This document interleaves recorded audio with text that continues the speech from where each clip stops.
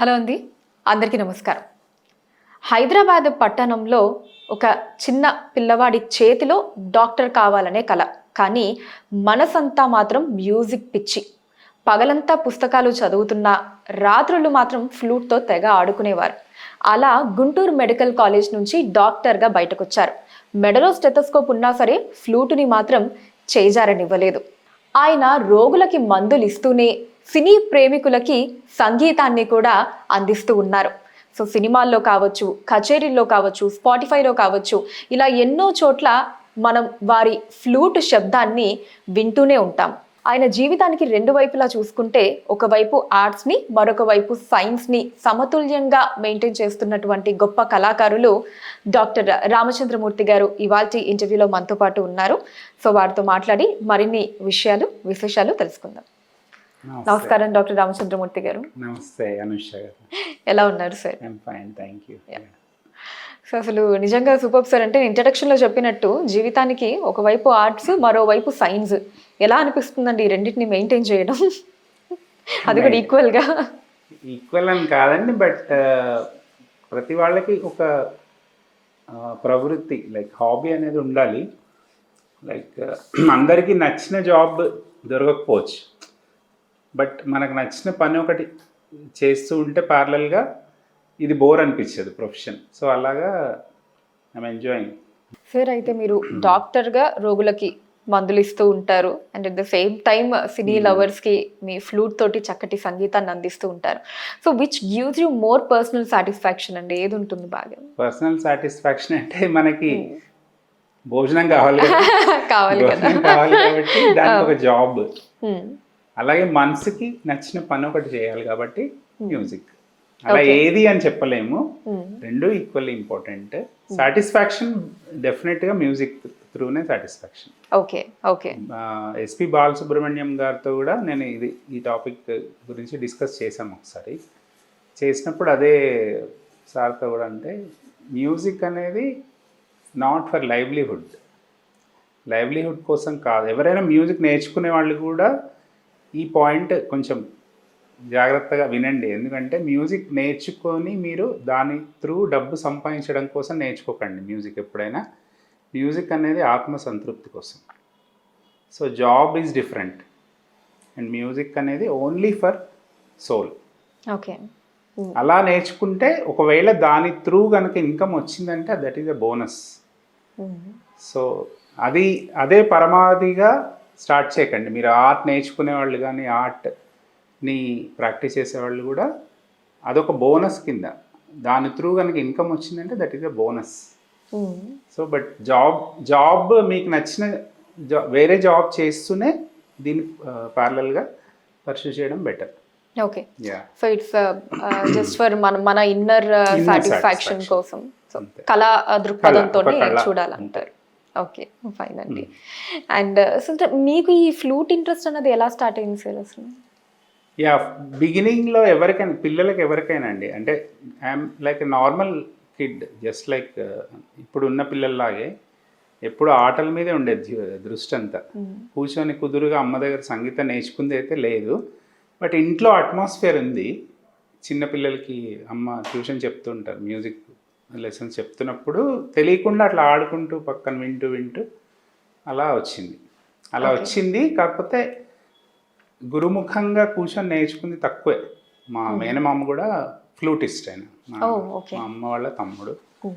కాకపోతే అలా ఇంట్లో అట్మాస్ఫియర్ ఉంటే ఆటోమేటిక్గా వస్తుంది కదండి, అది అలా వచ్చింది. కొంచెం తర్వాత సీరియస్నెస్ వచ్చింది. తర్వాత అప్పుడు అంటే అమ్మగారు మ్యూజిక్ టీచర్, ఇంట్లో అమ్మ సైడ్ అందరూ మ్యూజిషియన్స్, నాన్న సైడ్ అంతా డాక్టర్స్, రెండు అలా వచ్చాయి అనమాట. మా ఇంటి పేరు సార్ నేమ్ వైద్యుల అంటే డాక్టర్ అని కదా. సో ఫాదర్ సైడ్ నుంచి మెడిసిన్, మదర్ సైడ్ నుంచి మ్యూజిక్, రెండు వచ్చాయి. సో జనరల్గా అయితే ఏదో ఒక సైడ్ వెళ్తూ ఉంటారు, మీరు ఎందుకు ఒక సైడ్ వెళ్ళాలని రెండింటిని అలవర్చుకున్నారు. అంటే మ్యూజిక్ అనేది చిన్నప్పుడు కనుక ఒకవేళ అబ్బుతే కనుక దాన్ని ఆపకూడదు. దానికి కొంచెం టైం స్పెండ్ చేస్తుంటే డెఫినెట్గా అది కూడా డెవలప్ అవుతుంది కదా ప్యారలల్గా.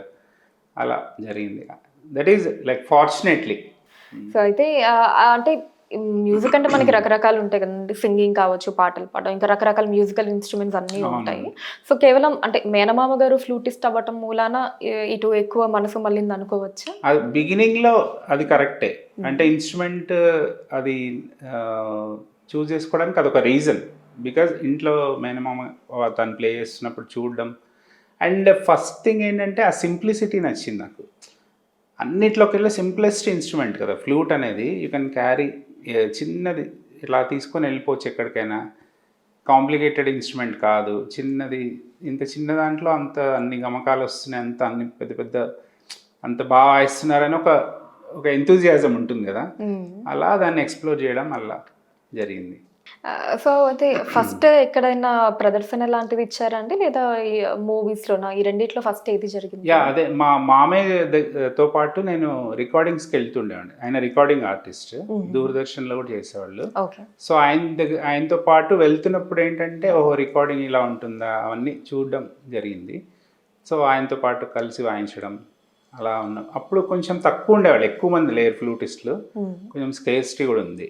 సో కొంచెం ఉన్నవాళ్ళు ఉన్న నలుగురిలోనే వర్క్ డివైడ్ అవుతుంది కదా, సో అలా అలా వర్క్ రావడం మొదలెట్టింది. Okay. And at the same time ఏంటంటే నేను మెడిసిన్ కంప్లీట్ చేసే టైంకి ఈ హైదరాబాద్లో మ్యూజిక్, చెన్నై నుంచి హైదరాబాద్కి మ్యూజిక్ షిఫ్ట్ అవుతుంది అప్పుడే. సో ఆ టైంలో ఏంటంటే లక్కీగా అనుకోకుండా వందే మాత్రం శ్రీనివాస్ గారు, ఎంఎం శ్రీలేఖ గారు, శశి ప్రీతం గారు, వీళ్ళందరూ, ఆర్పి పట్నాయక్ గారు, చక్రి గారు, వీళ్ళందరూ ఇక్కడ బాగా బిజీగా వర్క్ చేస్తున్నారు. సో అనుకోకుండా బాగా ఆపర్చునిటీస్ వచ్చాయి. సరే, అయితే మీకు ఏ మ్యూజిక్ డైరెక్టర్ ఎక్కువ కంఫర్ట్ని ఇచ్చారు అనుకోవచ్చు? కొంచెం డిప్లొమాటిక్ క్వశ్చన్ ఇది. డిప్లొమాటిక్గానే చెప్పాలి ఆన్సర్, ఎందుకంటే అందరూ ఒక్కొక్కళ్ళకి ఒక్కొక్క స్పెషాలిటీ ఉంటారు కదా. సో అలాగా జర్నీ స్టార్ట్ అయింది మాత్రం ఎక్కువ ఆర్పి పట్నాయక్ గారు, చక్రి గారు, వాళ్ళతో ఆల్మోస్ట్ 5-6 years ఎవ్రీడే కలిసేవాళ్ళం మేము. Like everyday almost 12 to 13 hours కలిసి వర్క్ చేసేవాళ్ళం, అట్లా 5-6 years. చక్రి గారితో అయితే మోర్ దెన్ 10 years ఎక్కువ టైం స్పెండ్ చేసింది వీళ్ళతో. తర్వాత కీరవాణి గారితో 2006 నుంచి ప్రజెంట్ ఇప్పటి వరకు కూడా స్టిల్. సో వీళ్ళు ముగ్గురితో ఎక్కువ వర్క్ చేస్తాను. వీళ్ళు కాకుండా ఇంకా వందే మాత్రం గారు, శ్రీలేఖ గారు, శశి ప్రీతం గారు, చాలామంది, అందరు ఇప్పుడు మిక్కీ జే మేయర్ గారు, కేఎం రాధాకృష్ణన్ గారు, ఇంకా చాలామంది ఇప్పుడు వస్తున్న చాలామంది వాళ్ళు. తమన్ గారితో కూడా వర్క్ చేశాను, కోటి గారితో. అందరిది ఒక్కొక్క స్పెషాలిటీ అండి. కోటి గారు చాలా బాగా ఎంకరేజ్ చేస్తారు కొత్త న్యూ టాలెంట్ ఏదైనా ఉన్నా ఎవరికైనా. ఒక మల్లీశ్వరి రికార్డింగ్ అప్పుడు నా ఫస్ట్ రికార్డింగ్ కోటి గారితో ఒక సాంగ్ ప్లే చేస్తున్నాను అనమాట. కొంచెం డౌన్ ఉన్నాను నేను ఆ రోజు, అంత ఫస్ట్ టేక్ సరిగా రాలేదు. కాకపోతే లేదు నువ్వు చాలా బాగా ఇస్తున్నాను వచ్చి ఎంకరేజ్ చేశారు. అలా ఒక్కొక్కళ్ళలో ఒక్కొక్క స్పెషాలిటీ ఉంటుంది. కీరవాణి గారి దగ్గర ఏంటంటే చాలా ఎక్కువ టేక్స్ తీసుకోరు ఆయన. కీరవాణి గారి దగ్గర ఏంటంటే ఫస్ట్ టేక్ ఓకే అయిపోవాలి. ఫస్ట్ టేక్ కొంచెం 80% వచ్చినా కూడా అది ఓకే అంటారు. మనం ఇంకొంచెం బెటర్ టేక్ కావాలి ఇంకొక అన్నా కూడా వద్దండి బాగుంది చాలా నాకు అంటారు. అలా ఆర్పి గారు, చక్రి గారి దగ్గర అయితే చాలా ఫ్రీడమ్ ఉండేది నాకు. లైక్ కొన్నిసార్లు అయితే బిట్స్ మీరే కంపోజ్ చేసుకోండి అని చెప్పి వదిలేవాళ్ళు. అట్లా ఒక్కొక్కళ్ళ దగ్గర ఒక్కొక్క స్పెషాలిటీ ఉంటుంది. కానీ కీరవాణి గారు ఒక ఎన్సిక్లోపీడియా అండి. Not only music, is encyclopedia. ఆయన దగ్గర ఏ టాపిక్ అయినా చాలా ఎలాబరేట్గా దాని గురించి మాట్లాడగలే అంత నాలెడ్జ్ ఉంది ఆయనకి. సో అసలు ఇంకా మీతో మాట్లాడే ముందు లాగో మనకి గణేష్ చతుర్థి కూడా కాబట్టి ఒకసారి వినాయకుడికి సంబంధించిన ఫ్లూట్ది మీ స్టైల్ చాలా ఇష్టమైన గణనాయకాయ అది వాయిస్తాను. ఓకే అండి.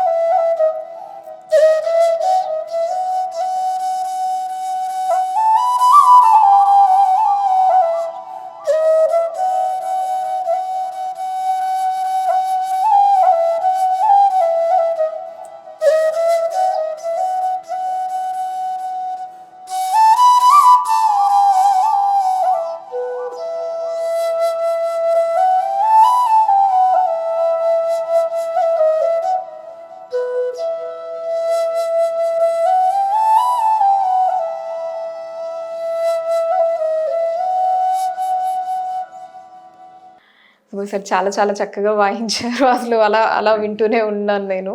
Thank you. సార్ ఇప్పుడు మీకు జస్ట్ ట్యూన్ చెప్తే సరిపోతుందా, లేదా దాంట్లో భావం కూడా చెప్తే మీకు పర్సనల్లీ ఎక్కువ హెల్ప్ అవుతుందా బెటర్ అవుట్పుట్ ఇవ్వడానికి? మాకు యాక్చువల్లీ 2 రకాల ఇది ఉంటుందండి. అంటే ఒకటి సాంగ్ రికార్డింగ్, ఇంకొకటి బ్యాక్గ్రౌండ్ మ్యూజిక్ అనమాట. బ్యాక్గ్రౌండ్ మ్యూజిక్ అంటే నేపథ్య సంగీతం అంటాం కదా. అంటే మూవీ సాంగ్ కాకుండా మిగతా పోర్షన్ ఉంటుంది, లైక్ డైలాగ్స్ వస్తుంటాయి, వెనకాల మ్యూజిక్ వస్తుంది. రెండిట్లో most challenging is recording background music. Background మ్యూజిక్లో ఆ సీన్ చూసి దానికి తగ్గట్టుగా వాయించాలి. అది యూజువలీ మ్యూజిక్ డైరెక్టరే కంపోజ్ చేస్తారు. కంపోజ్ చేసి ఇలా వాయించండి బిట్ అని చెప్తారు. ఆ బిట్ అలా ఉంది కాబట్టి ఆ సీన్కి చూసి మనం ఇన్స్పైర్ అయ్యి దానికి తగ్గట్టు భావం పలికించాలి ఇన్స్ట్రుమెంట్లో. ఓకే. అంటే మెకానికల్గా ఉండకూడదు, అది మెకానికల్గా ఉండకూడదు. దాంట్లో ఇప్పుడు రకరకాల నవరసాల్లో దానికి అక్కడ ఎక్కడ ఎంత మోతాదులో పలికించాలనేది దట్ అప్పటికప్పుడు ఆన్ ద స్పాట్ మనకి ఆ విజువల్ ఇన్స్పైర్ చేయాలి మనల్ని. అంత మంచి విజువల్ ఉండి డెఫినెట్గా ఆ విజువల్ చూస్తే మనం ఇన్స్పైర్ అవుతాం కదా. సో మ్యూజిక్ డైరెక్టర్ ఇన్పుట్స్ ఉంటాయి, ఎట్ ద సేమ్ టైం మన ఓన్ క్రియేటివిటీ కూడా ఉంటుంది దాంట్లో. అలానే ఇక ఫ్లూట్ అనగానే ఖచ్చితంగా మనకి గుర్తొచ్చే దైవం కృష్ణుడు. పిల్లన గ్రోవి లేకుండా ఆయన్ని ఊహించుకోలేము, ఏదో వెల్తిగా ఉంటుంది. కృష్ణుడు అంటే ఆ చేతిలో పిల్లన గ్రోవి ఉండాల్సిందే. సో అలానే ఇంకా ఫ్లూట్ది కాబట్టి ఒకసారి రాధాకృష్ణకి సంబంధించిన ఏదైనా. ఇది నాకు చాలా ఇష్టమైన రాగం అండి, చారుకేశి రాగం అని. చాలా ఇష్టమైన రాగం, మిస్టర్ చారుకేశి అంటాం.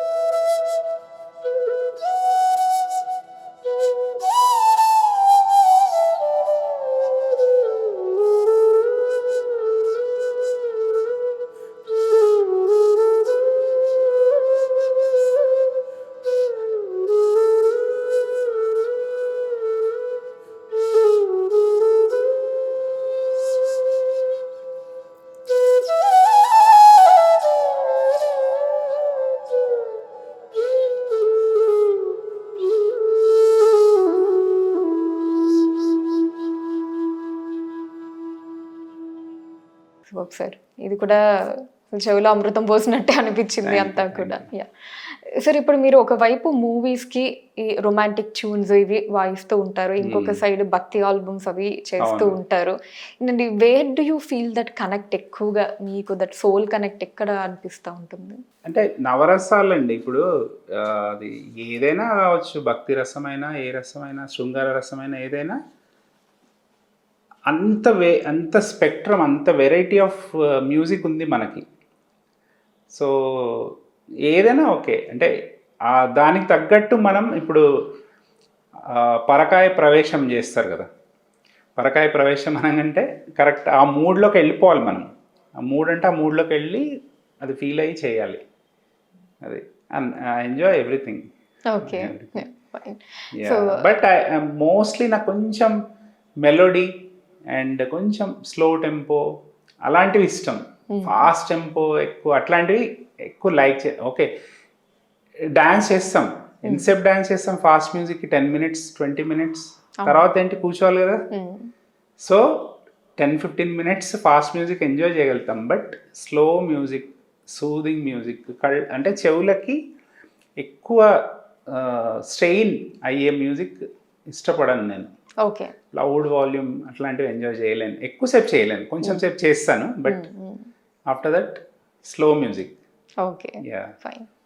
అండ్ సార్, అప్పుడున్న సినిమా మ్యూజిక్కి ఇప్పుడున్న సినిమా మ్యూజిక్కి మీరు ఫీల్ అయ్యేటటువంటి డిఫరెన్స్ ఏంటి? అదే అండి ఇందాక చెప్తున్నా కదా, రిథమ్.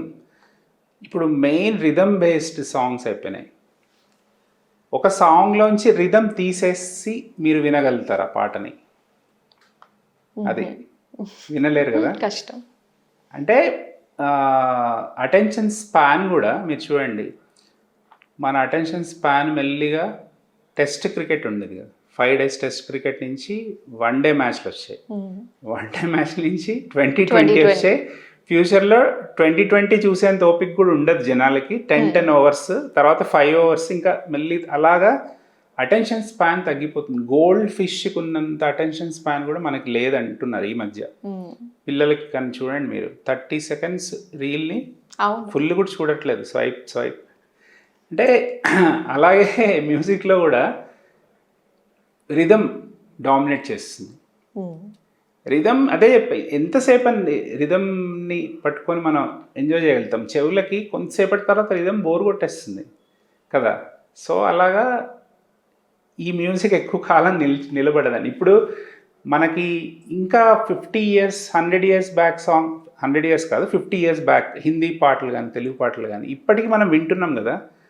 అంటే వాటి లైఫ్ టైం ఇంకా వింటాం డెఫినెట్గా. కానీ ఇప్పుడు వచ్చిన పాటలు మ్యాక్సిమం 6 months అంతే. 6 months తర్వాత ఎవరికైనా ట్యూన్స్ గుర్తుంటాయి అవన్నీ.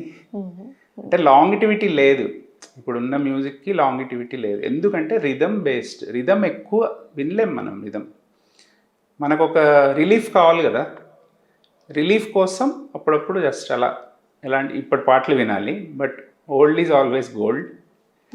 యా, సో అంటే ఈ మ్యూజిక్ హోరు అన్నది కొంచెం బాగా ఎక్కువగా అయిపోతుంది అని చాలా మంది చెప్తా ఉంటారు మనకి. అంటే దాంట్లో లిరిక్స్ ఇవంతా కూడా దాన్ని తగ్గిపోతుంది, ఆ భావం విందామన్నా లిరిక్స్ అసలు విందామన్నా వినిపించే పరిస్థితి లేదు వెనకాల background music. So you also feel the same? Also feel the same. And అదే అనిపిస్తుంది, ఇంత కష్టపడి అంత మంచి మంచి సింగర్స్ని వాళ్ళ చేత పాడించి ఆ లిరిక్ వినిపించకపోతే ఇంక లాభం ఏంటి అసలు? అంత డిక్షన్ ఏంటి అసలు, ఏంటి సాహిత్యం ఏంటి? సిరివెన్నెల గారి సాంగ్స్ ఉన్నాయనుకోండి, ఆయన అంత మంచి సాహిత్యం ఉంటుంది, ఆ పాట వినిపించకుండా అంత లౌడ్ మ్యూజిక్ ఉంటే దానికి జస్టిఫై చేయలేం కదా. యా, అదే వన్స్ ఇన్ వైల్. ఇప్పుడు 6 songs ఉన్నాయనుకోండి ఆల్బంలో, ఒక 3 songs రిథమ్ బేస్డ్ ఉన్నా ఓకే, ఒక 3 songs మెలోడీ బేస్డ్ ఉంటే బాగుంటుంది కదా. ఆడియన్స్కి కూడా ఆ వెరైటీ కావాలి. ఇప్పుడు అన్ని వెరైటీలు, అన్ని 6 పాటలు మెలోడీ ఉన్నాయనుకోండి, అది కూడా బోరే, అంతే కదా. ఇప్పుడు ఎలా ఉండాలి మనకి? ఇప్పుడు బయటికి వెళ్తే, పైనకి వెళ్తే ఒక చంద్రుడే ఉంటే ఎలా ఉంటుంది, ఒక 10 చంద్రుళ్ళు ఉంటే ఎలా ఉంటుంది పైన? ఒక చంద్రుడే బాగుంటుంది కదా. అలాగే ఒక ఆల్బంలో ఒక మెలోడీయే బాగుంటుంది. అట్లీస్ట్ ఒక ఆల్బంలో అట్లీస్ట్ 1 melody సాంగ్ ఉంటే అది వినడానికి బాగుంటుంది ఆల్బమ్. అలా ట్రై చేస్తే బాగుంటుంది. అన్ని 6 రిథమ్ బేస్డ్ తకిట ఎంతసేపే గుర్తు కూర్చోవాలి కదా కాసేపు. ఆ రెస్ట్ కోసం ఒక మెలోడీ సాంగ్ కూడా ఉండాలి. అలా మెలోడీ సాంగ్ ఉంటే దాంట్లో ఫ్లూట్ ఉంటుంది. ఇప్పుడు 6 రిథమ్ బేస్డ్ ఉంటే ఫ్లూట్ ఎవరు యూజ్ చేస్తారు? ఇప్పుడు మాలాంటి ఆర్టిస్ట్లకి ఏంటి పని? మొత్తం డ్రమ్స్ అన్నీ కావాలి కదా, నవరసాలు ఉండాలి, అన్ని ఎమోషన్స్ ఉండాలి మనిషికి. సో ఒక బ్యాలెన్స్ మిస్ అవుతున్నాం అనిపిస్తుంది. వన్స్ ఇన్ వైల్ మంచి మంచి మ్యూజిక్ కూడా చేస్తున్నారండి. ఇప్పుడు దేవిశ్రీ ప్రసాద్ గారు, తమన్ గారు, వీళ్ళు కూడా 5 songs చేసిన ఒక్క సాంగ్ మెలోడీ సాంగ్ ఇవ్వండి అని నేను అడుగుతున్నా వాళ్ళని. ఓకే, యా, ప్రొడ్యూసర్స్ వాళ్ళ ప్రెషర్ ఉంటుంది వాళ్ళకి డెఫినెట్గా, బట్ స్టిల్ ఒక సాంగ్ నాకు వదిలేసేయండి అని చెప్పి ముందు నుంచే వాళ్ళు ప్రిపేర్ చేయాలి వాళ్ళని. అలా సో మిగతా ఏమన్నా మీ ఇష్టం, ఒకటి మాత్రం నా చాయిస్ వదిలేసేయండి అలా. Fine sir. Yeah. అలానే ఇందాక రాధాకృష్ణ అది చాలా చక్కగా అనిపించింది సార్, ఫ్లూట్ అది. సో ఇంకొకటి ఏదన్నా కృష్ణుడికి సంబంధించి. తప్పకుండా. యా.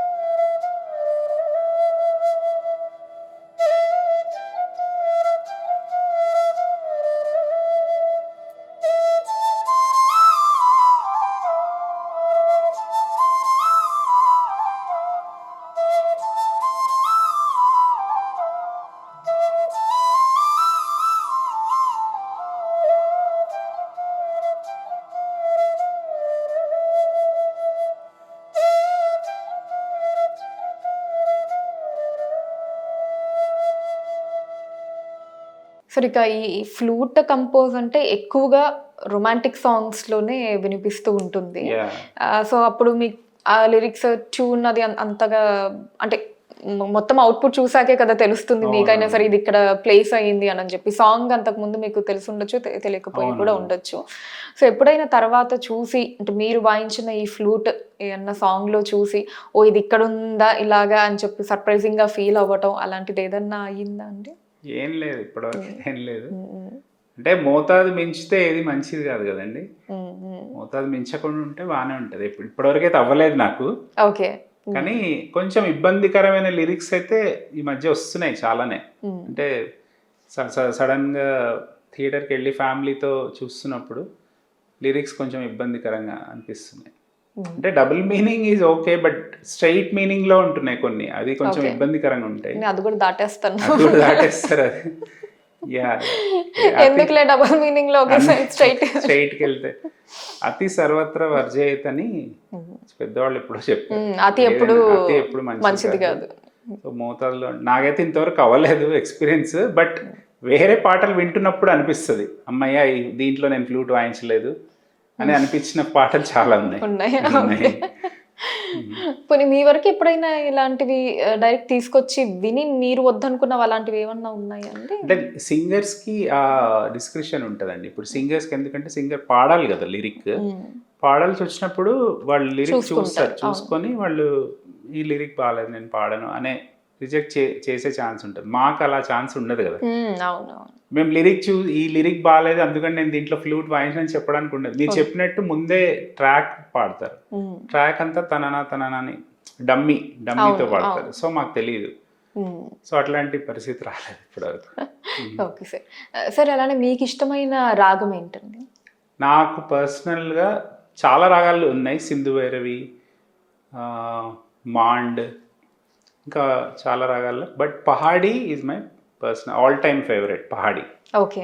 పహాడీలో చాలా కంపోజిషన్స్ ఉన్నాయి. స్వర్ణకమలం థీమ్ మ్యూజిక్ ఉంది, ఇంకా తాను నేను, గుంజుకున్న. ఏఆర్ రెహమాన్ గారు చాలా యూజ్ చేశారు. గాలికి కులమేది అని ఒక సాంగ్ ఉంది పహాడీ రాగంలో, చాలా లగ్జాగలే. సో నాకు ఫేవరెట్ పహాడీ రాగంని ఒక మెడ్లీ లాగా ప్లే చేస్తాను. Okay sir.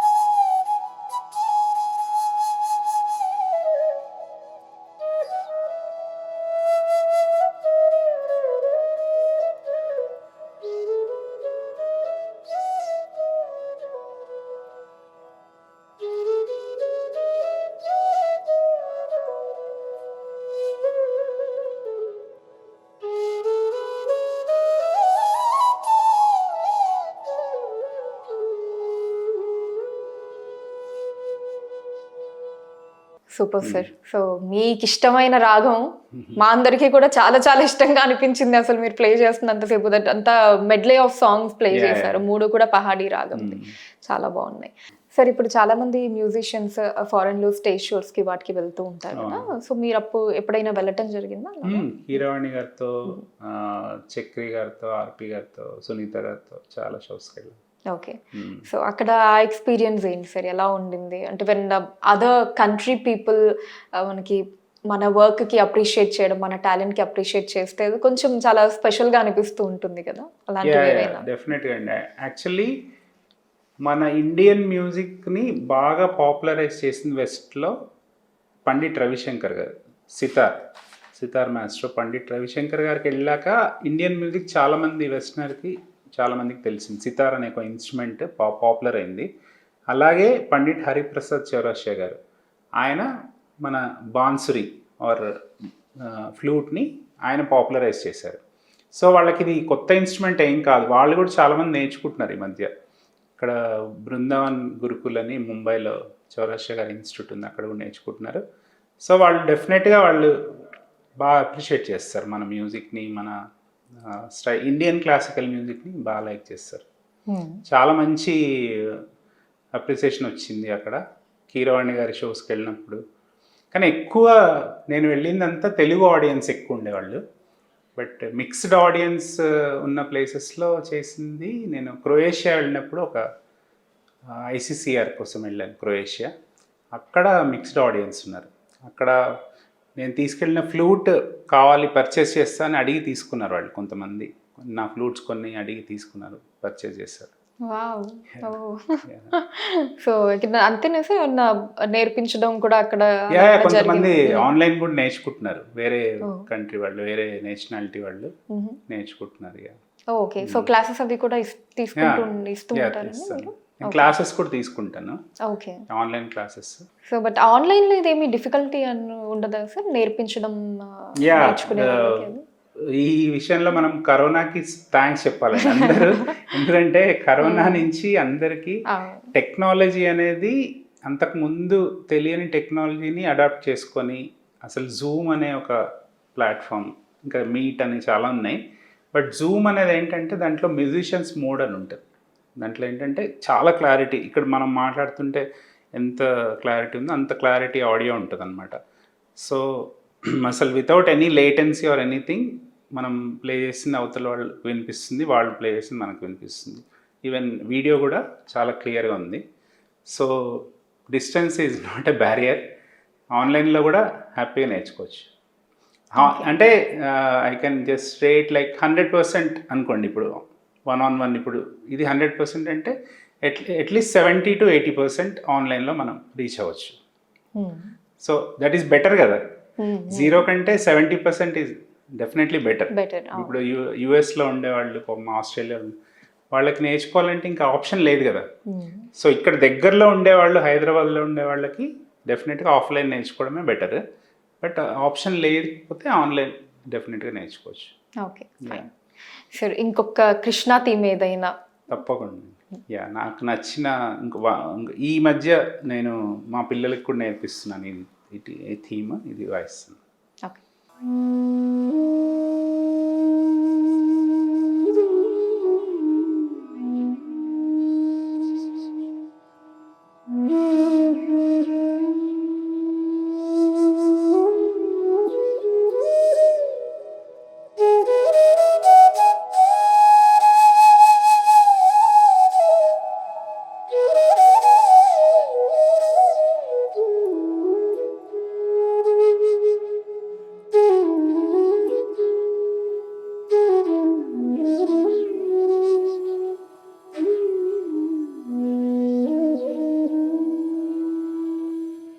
అండ్ సార్, మీరు ఈ డాక్టర్ ప్రొఫెషన్కి దీనికి ఏమన్నా ఇలా పర్టికులర్ టైమింగ్స్ అంటూ ఏమన్నా కేటాయించుకుంటారా అండి?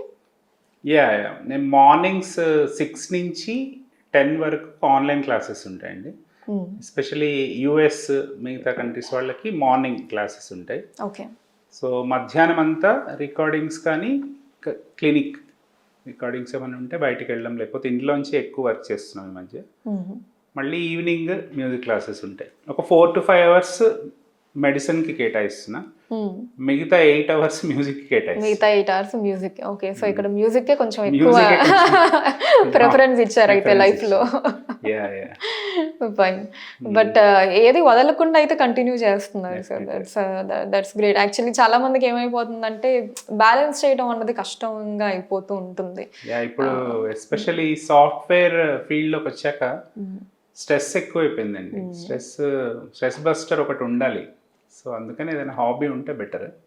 లక్కీగా హాబీయే ప్రొఫెషన్ అవుతే ఇంకంతకంటే చెప్పాల్సిన అవసరం లేదు. బట్ ఒక చిన్న ప్రాబ్లం ఏమవుతుందంటే, ప్రొఫెషన్, ఈ హాబీని ప్రొఫెషన్ లాగా చేసుకున్నప్పుడు ఏమవుతుందంటే కొన్నిసార్లు మనకు నచ్చనివి కూడా చేయాల్సి వస్తుంది.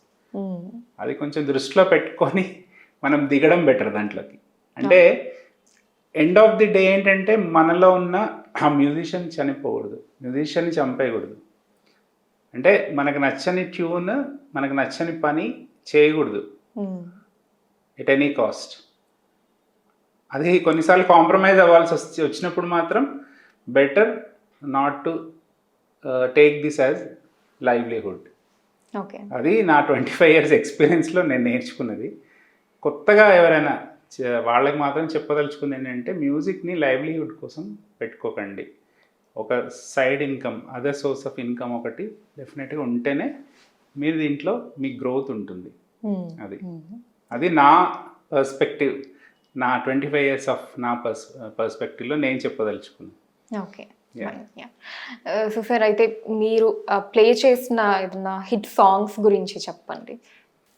నేను ఆర్పి పట్నాయక్ గారికి సంతోషం మూవీకి వర్క్ చేశానండి. దాంట్లో నే తొలిసారిగా కలగన్నది సాంగ్ అందరికీ బాగా సుపరిచితమైన సాంగ్, అదొకటి. తర్వాత చక్రం మూవీలో జగమంత కుటుంబం, దాంట్లో వర్క్ అంటే ఆర్పి పట్నాయక్ గారి అన్ని మూవీస్, చక్రి గారి అన్ని మూవీస్, కీరవాణి గారి రామదాసు నుంచి ఇప్పటివరకు లేటెస్ట్ RRR వరకు, కొమ్మ ఉయ్యాల ఆ సాంగ్లో ప్లే చేశాను. చాలా ఉన్నాయి చెప్పడానికి, బట్ కొన్ని మెన్షన్ చేశాను. కేఎం రాధాకృష్ణన్ గారి యమునా తీరం, ఆనంద్ సినిమాలో గోదావరి ఆనంద్, ఇవన్నీ నేను అంటే చక్కటి మెలడీస్ అన్నీ మంచి కూడా melodies. చాలా అంటే ప్రతిదిలా ఇందాక మనం అనుకున్నట్టు సో కొన్ని రోజుల ముందు పాటలంతా అలా చక్కగా మనకి అవునండి. వినిపించేవి అన్ని. మీరు ఒక్కొక్క సాంగ్ తీస్తున్నా అందరికి నోటెడ్ సాంగ్స్ అవి. అండ్ ఈ మధ్య పెళ్లి సందడి 2లో మధురా నగరిలో దానికి ముందు ఒక ఫ్లూట్ బిట్ వస్తుంది, అది బాగా పాపులర్ అయింది. అవును అవును. సో ఈ రీల్స్ అవన్నీ ఎప్పుడైనా చూస్తూ ఉంటారా సార్? సోషల్ మీడియా ఫాలో అవ్వటం ఇవి తక్కువ, అంటే కొంచెం ఈ మధ్య బాగా టైం ఎక్కువ అటు వెళ్ళిపోతుందని కాస్త తగ్గించాను అది. ఓకే, అడిక్ట్ అయిపోతుందా?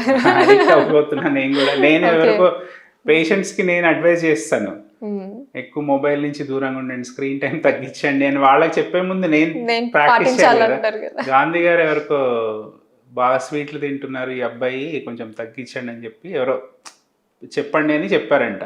ఆయన చెప్పలేదు అప్పుడు, ఎందుకంటే ఆయన కూడా తినేవాళ్ళు బాగా. ఫస్ట్ ఆయన మానేసాక ఆయన చెప్పాడంట. అలాగా నేను కూడా అడిక్షన్ నుంచి కొంచెం బయటకు వచ్చాక చెప్దామని. ఇప్పటికి నేను కూడా అడిక్ట్ అవుతున్నా, మెల్లిగా తగ్గించుకుంటున్నాను. ఫైన్. సో సార్ ఏదన్నా మీ ఇష్టమైన సాంగ్స్ కి ఫ్లూట్ ఒకసారి ప్లే చేస్తారు? తప్ప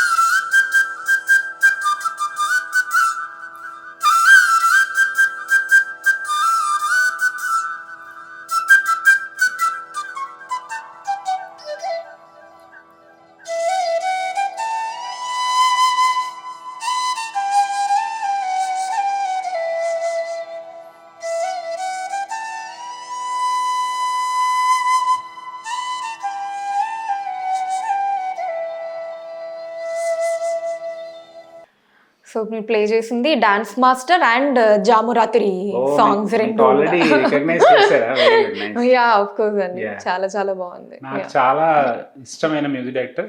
నాలాగా కొన్ని కోట్ల మందికి ఒక దేవుడు ఇళయరాజా గారు. సో ఆయన కంపోజ్ చేసిన dance master theme and Jamurathri రెండు క్లబ్ చేసి ప్లే చేస్తాను.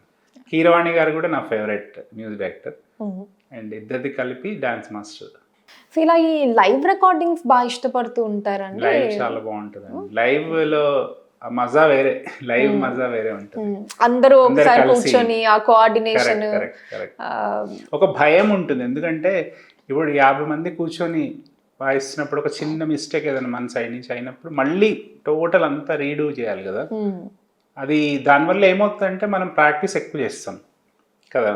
ఇప్పుడు 1 టేక్లో ఓకే అవ్వాలి, ఓకే అవ్వలేదు అంటే మళ్ళీ మన వల్ల మిగతా వాళ్ళందరూ ఇబ్బంది పడుతున్నారనే ఒక గిల్ట్ ఉంటుంది కదా.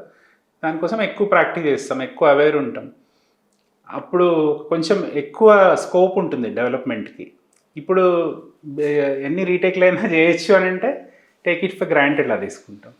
సో అలాగా లైవ్ చాలా ఇష్టం నాకు, లైవ్ రికార్డింగ్ అంటే బాగా ఇష్టం. అండ్ అందులోనూ సరే ఒక్కొక్కళ్ళు ప్లే చేసి దాన్ని తీసుకొచ్చి అక్కడ పెట్టడం కంటే కూడా ఒకే దగ్గర చాలా లైవ్లీగా ఉంటుంది మనకు చూడడానికి. పాట మీద కావచ్చు, ఎలా వస్తుంది ఏంటి అంతా తెలుస్తూ కూడా ఉంటుంది అవగాహన. అండ్ ఒక ఫెస్టివ్ అట్మాస్ఫియర్ ఉంటుంది. ఒక 40 మంది మీరు రికార్డింగ్ స్టూడియోలో ఉంటే అట్మాస్ఫియర్ ఎలా ఉంటుంది ఊహించుకోండి ఒకసారి. అవును అవును. సో అలా లైవ్ రికార్డింగ్ చేసినవి ఏ సాంగ్స్ అండి? అప్పట్లో అన్ని లైవ్ అండి. 2005 సంతోషం అవన్నీ లైవ్. ఓకే. సంతోషం, నువ్వు లేక నేను లేను, మనసంతా నువ్వే, అవన్నీ లైవ్ చేసినవే. ఎక్కువగా కీరవాణి గారు కండక్ట్ కీరవాణి చేస్తా గారు, ఉంటారు. ఆర్పి గారు, చక్రి గారు కూడా లైవ్ చేశారు చాలా. ఓకే. సో ఇప్పుడైతే అంతా ఒక్కొక్క బిట్స్ లాగా బిట్స్ లాగా చేస్తున్నారు. అక్కడ అంతా మళ్ళీ పేస్ట్ చేసుకోవడం ఇది. అంటే ఒక కంఫర్ట్ జోన్ లోకి వచ్చేసాం. ఈ కంఫర్ట్ జోన్ కి వచ్చాం కదా, మళ్ళీ అక్కడికి వెళ్ళాలంటే అలవాట్లేదు, ఇంకా అలవాటు పడిపోతున్నాం కదా. ఇప్పుడు ఇంత టెక్నాలజీ ఇది మనం అలవాటు పడిపోయి లేని రోజుల్లోకి వెళ్ళాలంటే డెఫినెట్లీ ఇబ్బందిగా అనిపిస్తూ ఉంటుంది కాబట్టి ఇది సేమ్ ఇది కూడా అలానే ఉంటుంది. ఫైన్. సో మీ ఫ్లూట్ కి ఏదన్నా నేమ్ ఉంటుందా సార్?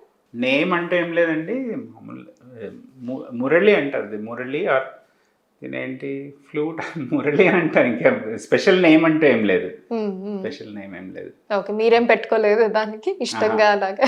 అలా ఏం లేదు, అలా ఏం లేదు. సో నార్మల్ గానే ఫ్లూట్ మురళి అని పిలుస్తూ ఉంటారు. మురళి అంటారు మామూలుగా దాన్ని, ఏం ఫ్లూట్ అంటే లేకపోతే ఇంకేమంటారు అంతే. సార్ మీకు నచ్చిన ట్యూన్ ఏదైనా ఒకసారి ప్లే చేయండి సార్. ఫ్లూట్ పౌర్ణమి మూవీలో కొంచెం బాగా పాపులర్ అయిన ఒక థీమ్ ఒకటి ప్లే చేస్తున్నాను.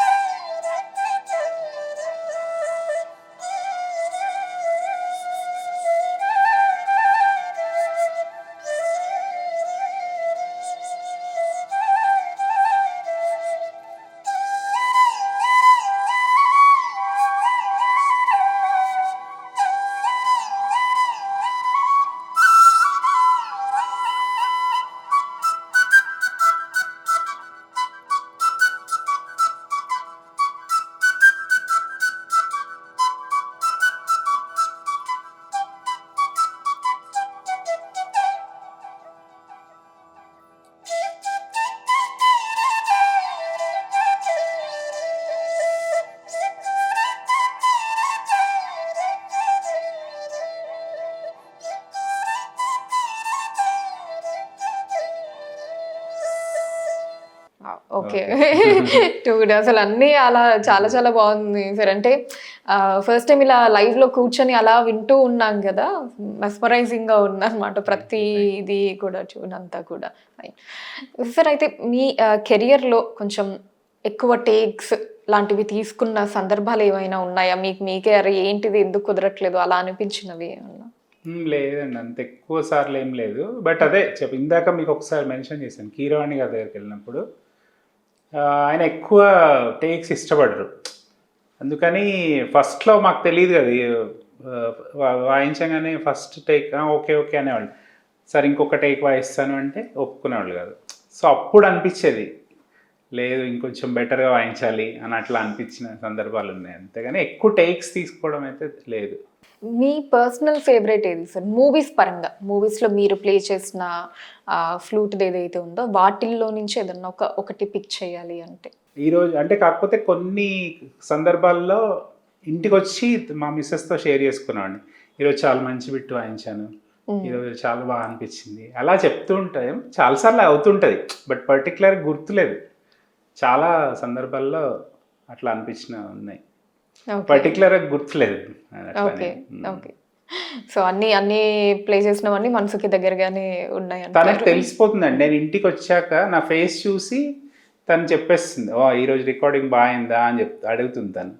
ఓకే, అంటే అది తెలియకుండా మన ఫేస్ లో రిఫ్లెక్ట్ అవుతుంది. అంటే ఒక సాటిస్ఫాక్టరీ రికార్డింగ్ సెషన్ అయ్యింది అంటే ఆ రోజు వేరేలా ఉంటాం మనం, ఒక మూడ్ జాయస్ మూడ్లో అట్లా ఉంటాం. అలాగే ఒక మ్యూజిషియన్ లైఫ్ ఒక రోలర్ కోస్టర్లా ఉంటుంది. ఈరోజు చాలా బాగా వాయించాము అని అనుకొని గాల్లో క్లౌడ్ 9 మీద ఉంటాము, రేపు టప్ మన కింద పడిపోతాం. రేపు ఏదో ఒక అంటే మనం అనుకున్నంత బాగా రాలేదు అనుకోండి, డెఫినెట్గా డిప్ అవుతాం. అట్లా చాలా రోలర్ కోస్టర్లు ఉంటాయి లైఫ్లో. Fine sir. అండ్ ఇప్పుడు ఇది అంతా ఏఐ ఇది నడుస్తుంది కదా సార్, బాగా అటు జాబ్స్ దగ్గర నుంచి భయం కావచ్చు, అంటే చాలా రంగాల్లో కొంచెం చిన్నపాటి భయాలు ఉన్నాయి. ఎస్పెషల్లీ మ్యూజిక్లో కూడా మనం ఇచ్చేస్తే అదే ఇచ్చేస్తుంది, మనకేం కావాలో చెప్తే అదే ట్యూన్ ఇచ్చేస్తుంది, ఇది అది అని చెప్పి. సో ఏంటి దీని పరంగా ఎలా ఉంటుంది అంటారు ఫ్యూచర్ మ్యూజిక్ పరంగా? ఇప్పుడు ఇలానే ఈ ఫ్లూట్ కూడా ఏదన్నా మనకు కావాలంటే అది ఇచ్చేసేటట్టు అలా ఉంటుందా? శాంపుల్స్ వచ్చాయి అంటే నేను ఒక రాగం ఉంది ఫర్ ఎగ్జాంపుల్, అంటే ఒక రాగం వాయిస్తాను, ఆ శాంపుల్ని యూజ్ చేసుకోగలుగుతారు. బట్ అప్పటికప్పుడు మీరు ఏదైనా ట్యూన్ క్రియేట్ చేసినప్పుడు చేయలేదు, అది మెషిన్ చేయలేదు కదా ఇది. ఇంకా స్టిల్ మనకి ఇవన్నీ మ్యూజియంలో కాకుండా బయట కనిపిస్తున్నాయంటే ఇంకా దానికి దీనికి చాలా తేడా ఉందనే కదా. మిషన్ చేసేదానికంటే ఇది బెటర్గా ఉంది కాబట్టే ఇంకా ఫ్లూట్ స్టిల్ కనిపిస్తుంది, లేకపోతే ఇవన్నీ మ్యూజియంస్లో ఉండాలి కదా. డెఫినెట్గా మాకు ఆ ప్రాబ్లం లేదు, ఆ భయం కూడా లేదు.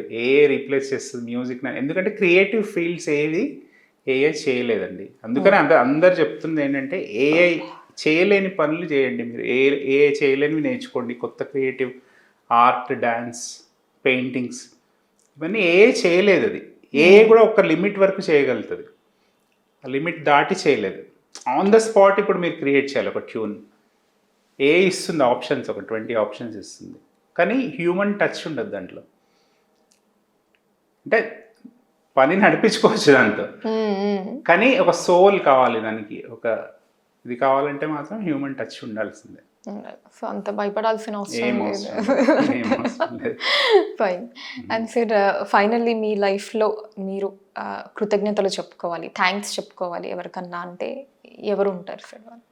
Parents first, God and my life partner, my son. ఇంకా నాకు యాక్చువల్లీ నాకు అనిపించేది ఏంటంటే నాకు చాలా I'm not at all worthy of what I'm having all of this.